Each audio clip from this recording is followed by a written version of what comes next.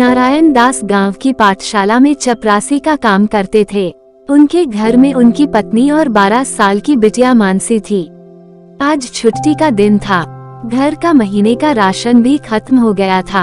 अपनी सीमित कमाई में वो अपना घर चला ही रहे थे। उस दिन वो बनिए की दुकान से राशन लेने के लिए चल पड़े।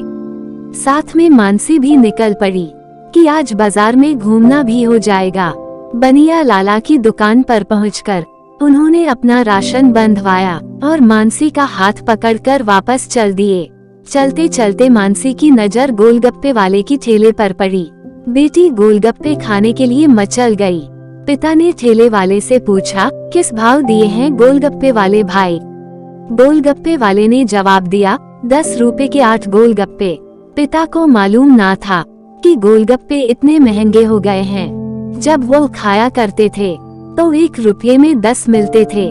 नारायण दास ने अपनी जेब में हाथ डाला तो सिर्फ 15 रुपये ही बचे थे।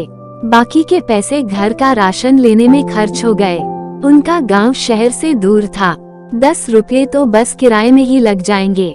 पिता ने कहा, नहीं भाई, 5 रुपये के 10 दे दो तो ठीक है, वरना हम नहीं लेंगे। यह सुनकर बेटी ने मुंह फुला लिया। पिता ने कहा, अरे चलो भी, नहीं लेने इतने महंगे गोलगप्पे। पिता के माथे पर लकीरें उभर आई।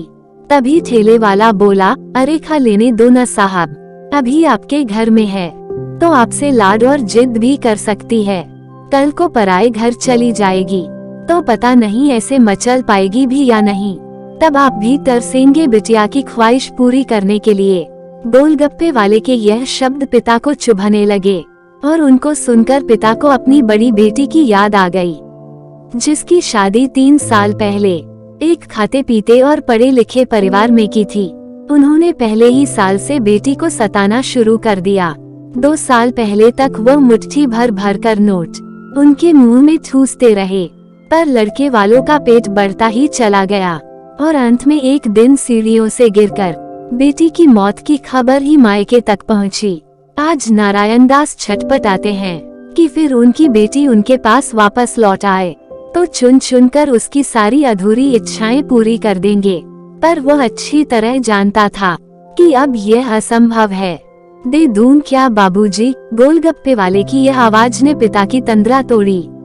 रुको भाई 2 मिनट, यह कहकर वह वापस उस राशन की दुकान पर गए जहां उन्होंने अपना सामान खरीदा था। महीने के राशन में खरीदी हुई 5 किलो चीनी में से 1 किलो चीनी उन्होंने वापस कर दी तो अब उनकी जेब में 40 रुपये पड़े रहे।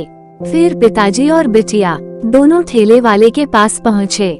पिता ने डबडबाई आंखें पोंछते हुए कहा, अब खिला दे भाई इसे गोलगप्पे, और हाँ तीखा जरा कम ही डालना, मेरी बिटिया बहुत नाजुक है। यह सुनकर बेटी के आंखों में चमक आ गई। उसने पिता का हाथ और भी कसकर पकड़ लिया। मानसी एक एक करके गोलगप्पे खाती है और पिता की तरफ मुस्कुराकर देखती है। पिता की चेहरे पर खुशी की चमक साफ साफ दिखाई दे रही थी।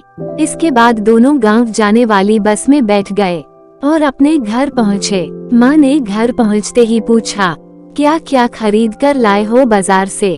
पिता ने मुस्कुराते हुए कहा, महीने भर का राशन और बेटी की खुशी।